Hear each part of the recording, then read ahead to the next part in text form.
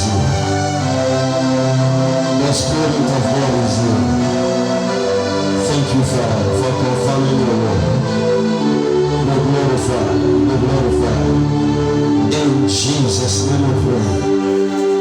Father, thank you for your mercy, for your grace. Thank you for the word of salvation. Thank you for your love and kindness. Thank you for your benevolence. Thank you. Thank you. Thank you for Holy Ghost. Thank you. Thank you for testimonies. Thank you. Thank you for the dealings. Thank you. Thank you. Thank you. Thank you. All we have to say is thank you. Where should we have been if not for the Holy Ghost? Thank you. What would have been our position in life if not for Holy Ghost? Thank you. Be glorified. Jesus' precious name we pray. Amen. And amen. God bless you. Please be seated. God bless you. Amen.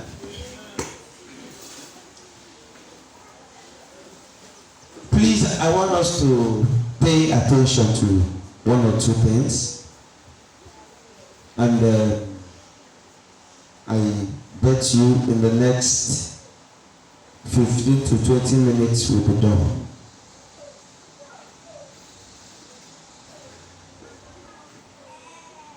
There's a story I want to tell us before we proceed, or as we are proceeding.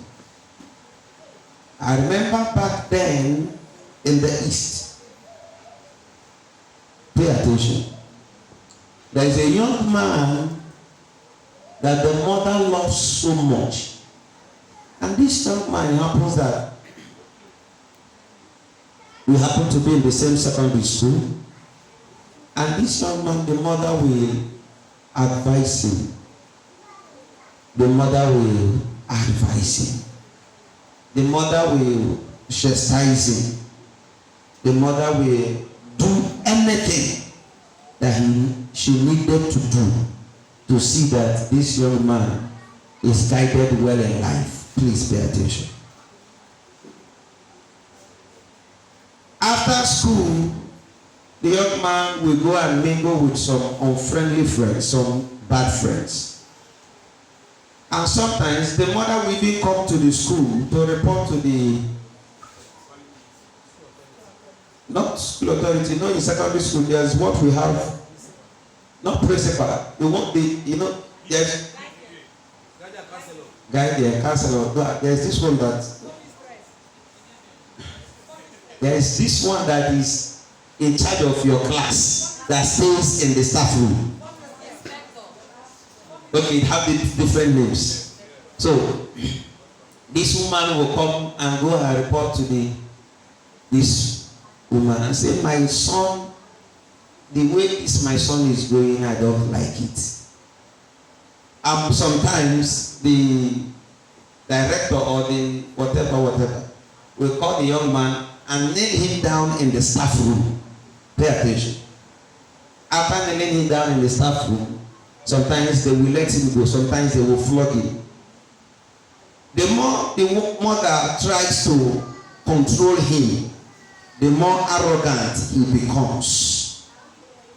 Pay attention. To cut the whole long story short, after an interval, the young man was, how will I put it? He became strong in disobedience. And the mother did what? Couldn't do anything again. But the mother just said, I know. Back then when the mother would be bringing him to the school, said, I'm doing what I want to do to make you a better person. After a while, this young man entered into cultism. At that time, the mother's heart was made up. I'm not telling you what happened in the dream. I'm telling you what happened in the real life. This young man now happened to go and mingle himself with some set of criminals. After one or two things, the young man got arrested. They arrested him. And when they arrested him, he became very notorious that everybody knew about him. And if you see the innocent woman who gave birth to him, who was trying to counsel him, the woman was handicapped. They arrested him. Not just that they arrested him, the young man escaped in that police cell, ran away with a gun, went for operation in his vicinity. That was where he was killed. Are you getting this thing happened in Onojo Poli? How many of you know? If you know Onitsha very well, yes, we always call Onojo Poli. That same vicinity was where he was killed. Me then I was staying at Nwete, very close to it. That very fateful morning, news broke out that a criminal was killed. That some people mobbed a criminal to death. People gathered in the morning, today morning, if I'm not mistaken, and people gathered and saw, lo and behold, it was this guy. And the mother came out and saw him and said, the woman didn't cry. He said, he called his name, I think that 2 or 3 times, according to the people that was present. Because when I went there, the mother had already gone. He called his name. He said, if you had listened to me, this wouldn't have happened to you. Am I talking to somebody here? Yes, sir. If you had listened to me, this would not have happened to you. Now that brings us to the topic of today's sermon, consequences of disobeying the Holy Ghost. Or consequences of lying to the Holy Ghost. Or consequences of not paying attention to the Holy Ghost. If you had listened to me, this wouldn't have. I also want to use the opportunity to thank everybody here who has been a part of obedience to every divine instruction that God is giving to us on this ground. Amen. I want to thank everybody who, no matter how difficult it has been for you, and you have been keeping instructions that God is giving us on this ground. I want to say very big thank you. And I want to tell you to continue, because there is life at the end. Somebody said here. There is what? Life at the end. Let me read Exodus 23, verse 21. Then I will just say 1 or 2 things that Holy Spirit has put in my heart to say. Then we will dismiss. Exodus 23, 21. Are we there? Are we there? Exodus 23, 21. Let me read. Beware of him and obey his voice. Provoke him not, for he will not pardon your transgressions. For my name is in him. 22. But if thou shalt indeed obey his voice and do all that I speak, then I will be an enemy unto thine enemies, and an adversary unto thine adversaries. I'll start in verse 22. Praise God. Is that in your Bible? The reason why people disobey Holy Spirit is the percentage is on ignorance and stupidity. Amen? There is something I said here before. I don't know if it was here I said it. But God is our Father. Praise God. Jesus is the Son. Praise God. And Holy Ghost is our mother, comforter. It is the job of the women. I'm not telling you that it's in the scripture. I'm just telling you revelation. Amen. It is the job of the women to do what? To comfort. So, woe is the child that doesn't heed to the comfort or counsel of the Holy Spirit.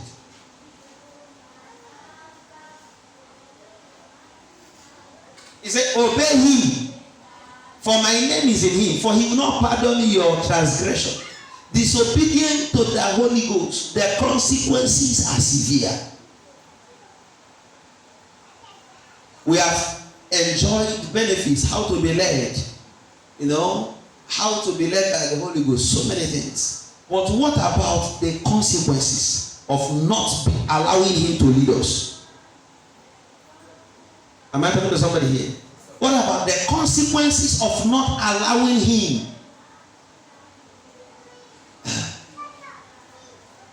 Let me tell you this. Most times, if not all the time, people who obey God's leading, the voice of the Holy Ghost, it was not milk and honey. Praise God. It was not what? Milk and honey. There must be something that will be extracted out of your body. My daughter said, if it was before, she will know that, there are some women that strong pass on man. We jack you like this. You man, you'll be looking for the ground. You will not see ground. You'll be doing bicycle on the air. Praise God. But for the sake of the Holy Ghost, since you've been fighting on your own, what have you fought billions? Have you fought a house? But when God fights for you, when Holy Ghost takes over the battle, he gives you peace. And where there is peace, there is tranquility, there is revelation, there is increase in deep dimension, knowing the things about God. Because one of the things the devil wants to do with you is to mess your heart up. Once your heart is messed up, you can't concentrate. So that's why he brings provocation from here and there. But if the Holy Ghost is already seated in our hearts, when it comes, it begins to sieve, begins to tell you, no, forget about it. Forget about it. Forget about it. There was a day I called Mama, I said, in fact, there are some things I want to change. I've realized that anytime I'm driving, some people, Nigerian, Lagos drivers are getting me too much anger. That I may drive from my house to this place, I will tell some drivers, you are very stupid like 3 or 4 times. Am I talking to somebody here? Mama will tell me, yes, ask the Holy Ghost to lead you. Imagine me. If I am not cautious of that, I may not know that they are distracting my peace. While we are coming today again, they will always drive nonsense. Mama will tell me, Mama will say, why is it that drivers used to? I say, because when you start driving, you know that drivers, they abuse anyhow. Amen? You see, somebody who is not abusive, mounts steering in Lagos. Aboki will be in front of you and be picking passenger. You are doing beep. He say, wait. What will come out of you? Am I talking to somebody here? So, most of the time, there was the day I was driving, one man, just one way, just blocked the road. I looked at this, he was just there, comfortably. I opened my door, I put my handcuff, I rushed to this man. That was when he now knew that he need to run away. I was driving to church that faithful Sunday morning. I said, if I give you slap, but how long will they continue to mess my heart up? How long can you allow people to mess your heart up, the indwelling place of the Holy Ghost? If you are not, Bible says, as many that are led by the Spirit of God are the sons of God. Romans 8 verse 14. As many that are led. And I remember on the second week, we said that the sonship is the seal that we are the what? The Holy Ghost is the seal that we are the sons of God. So if we are not led by the Holy Ghost, there is always consequences. There is always consequences. Always. You want to do something, you didn't ask well.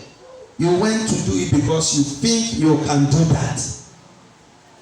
You think that you are familiar with it. You think you understand the logistics. At the end of the day, that thing is get you stuck in one place. There is always consequences when we do not heed to the leading of the Holy Ghost. And I pray that the good Lord will help us in Jesus' name. Time may not permit me, but I want us to look into the case of Ananias and Sapphira. That's Acts 5 from verse 11. We are not reading it. I just want to throw light there. And when you get home, you can read it. Ananias and Sapphira, consequences of lying against the Holy Ghost. There are people, but I believe that Holy Ghost is working on us in this commission. Because I by the grace of God, this commission will not be a commission of how would I say it? The heart must be for God. Say amen. Amen. The heart must be for God. There are people who can lie. Even in the presence of God, they are still telling lies.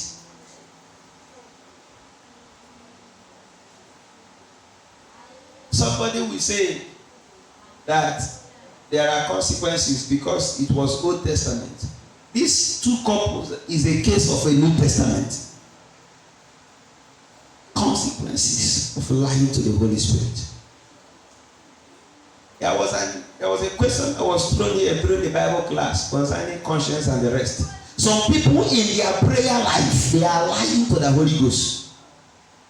Am I talking to somebody here? Some people in their prayer life, they are lying to the Holy Ghost.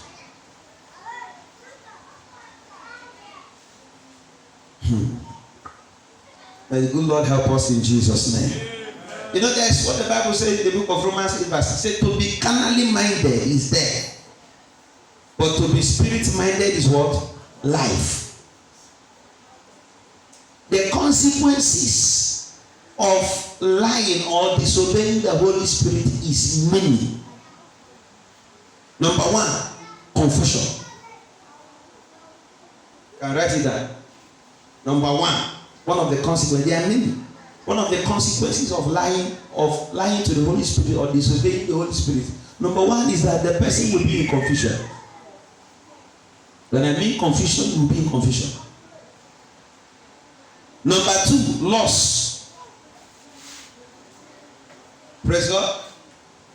Number two, what? Loss. Praise God. Somebody came to me one day and was saying that, Father, I don't understand though. It's not that I had it well, that I should sow a seed of 5,000 naira into a life of one sister. And that day, I had 5,500.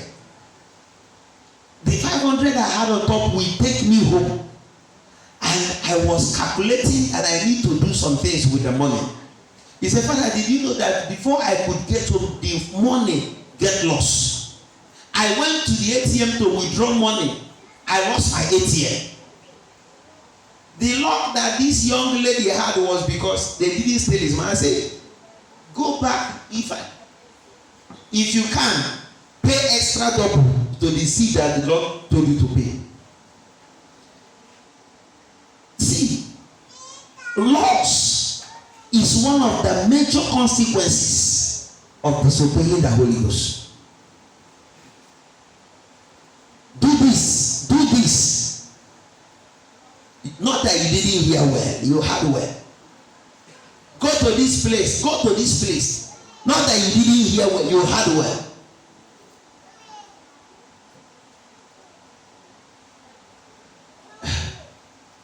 Another one is regrets. Can write that one down too. Trying to run down because we are closing.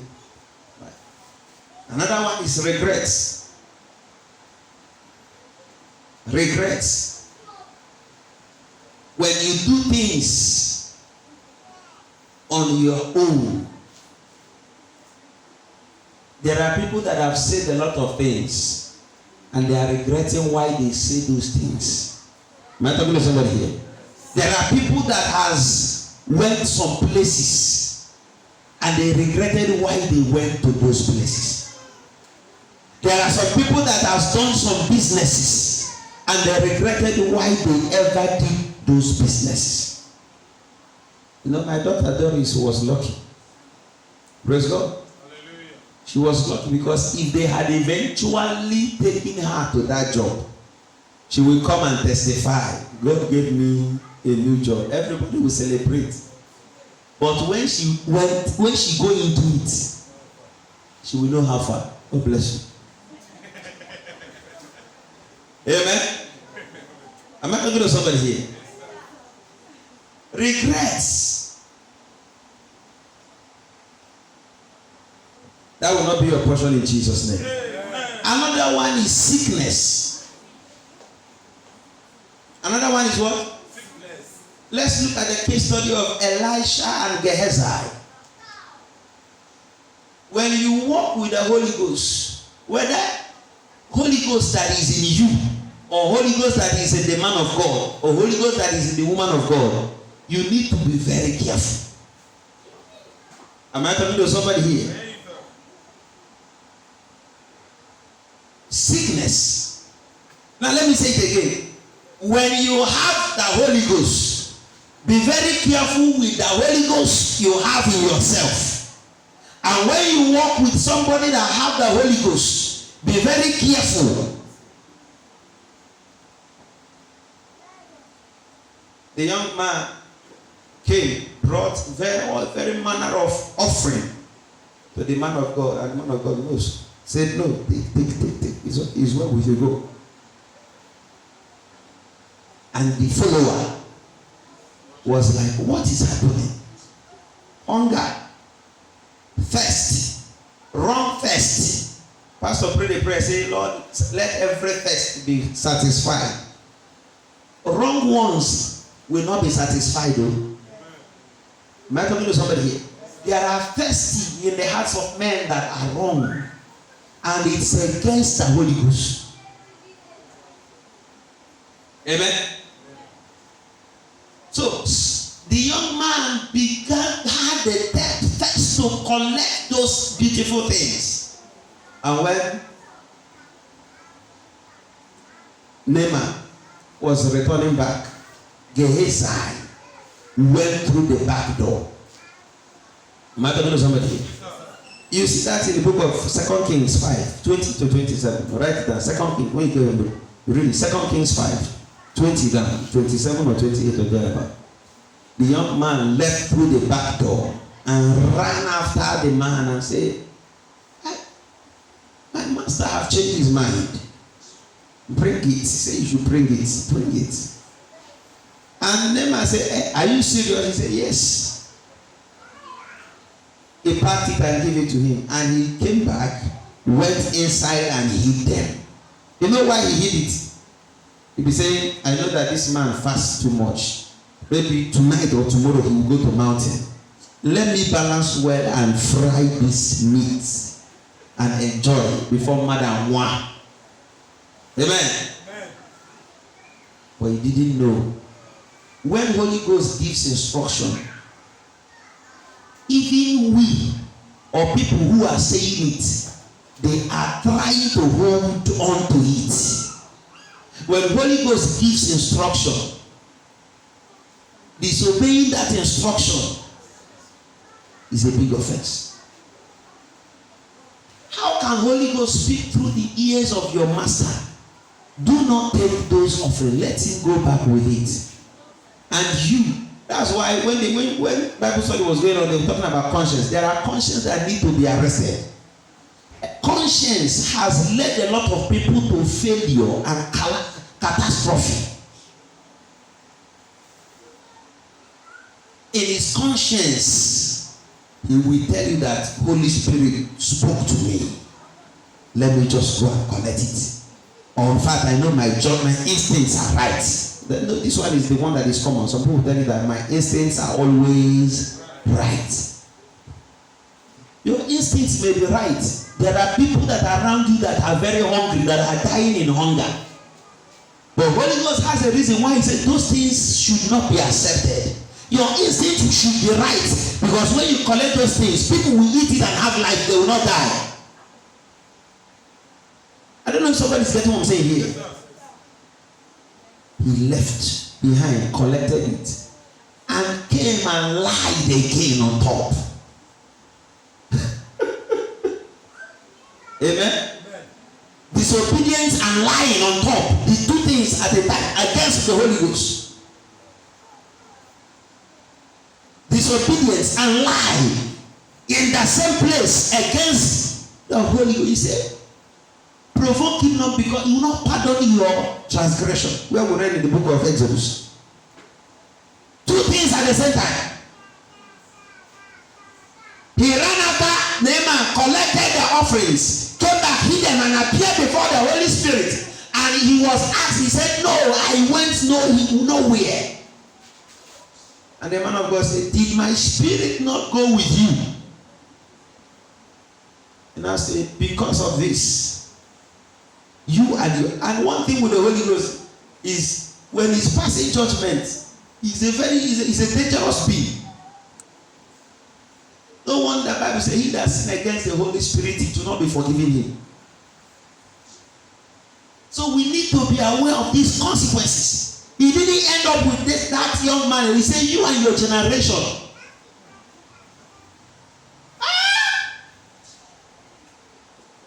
Because of you, 17, 18, 20 children unborn, generations unborn, will be leprous. Because of disobedience and lying of one man. Why do we have so much pain, so much evil, so much problem in the body of Christ? Yet we still pray so many prayers and we hear word of God. Yet so many things are still not working out right. That's why anytime you come to church, when they are praying about foundational problem prayers, you need to pray because you don't know where you come from. Am I telling you somebody here?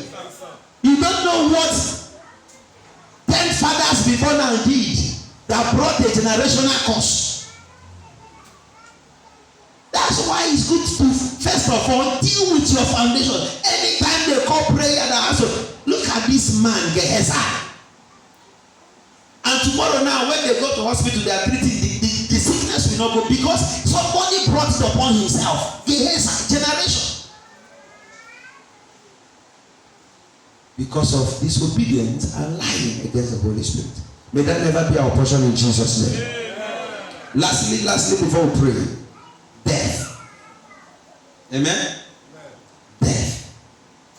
Case of Ananias and Sapphira. We saw it clear there. Death. How much did you sell that piece of land?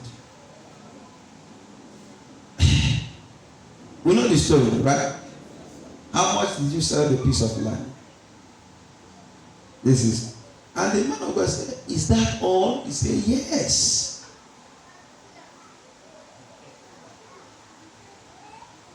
Some people will come to counseling, they will be lying. Even when you ask them questions for them to open up and tell you the truth, they will still be concealing some things. And that's why they go home with another problem. If you're not ready to come to counseling, don't come to counseling. Then you came to counseling, you are hiding, you are waiting for the man of God to see. But you know that there is something you are hiding. Praise God. Hallelujah. There is one thing I've come to realize with God. One of the things I've come to realize with God. God wants to know if you are really seeking Him with all your heart. That was why when he encountered the blind Bartimaeus, he was asking him, he knew he was blind, said, what do you want me to do for you?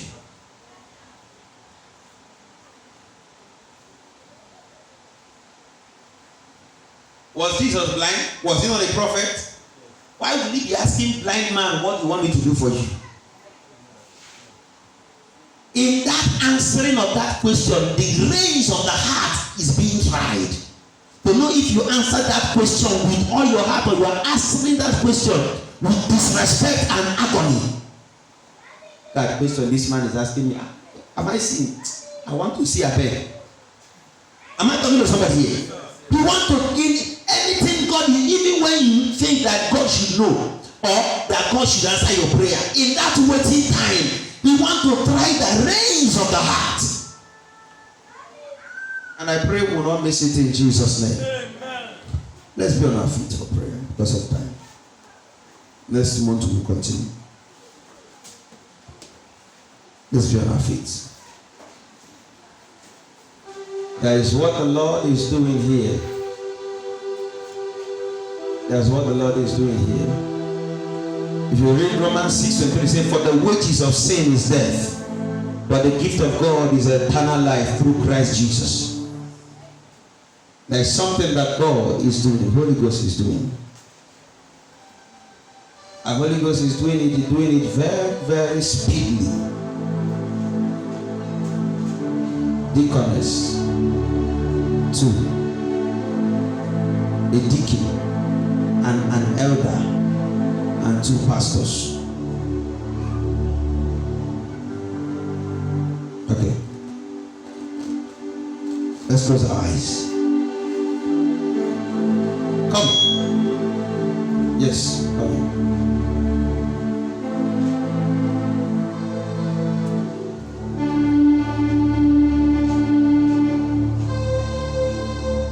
Pastor, come.